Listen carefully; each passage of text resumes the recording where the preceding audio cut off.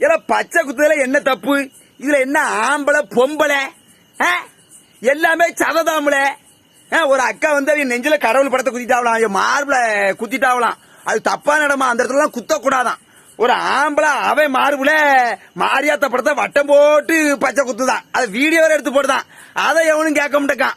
ஒரு பொம்பளை கடவுள் படத்தை மார்புல பச்சை குத்துனா இவங்களுக்கு தப்பா தெரியுது. நீ தப்பான இடத்த பாக்கல, அதான் உனக்கு தப்பா தெரியுது. அதை சதையா பாரு, தப்பா தெரியாது.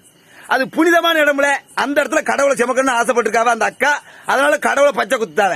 எங்க அப்பத்தான் அந்த காலத்து பொம்பளை ஜாக்கெட் கூட போட்டு கிடையாது, கழுத்துல இருந்து கீழே வரைக்கும் பச்சை தான் குத்தி இருந்தா.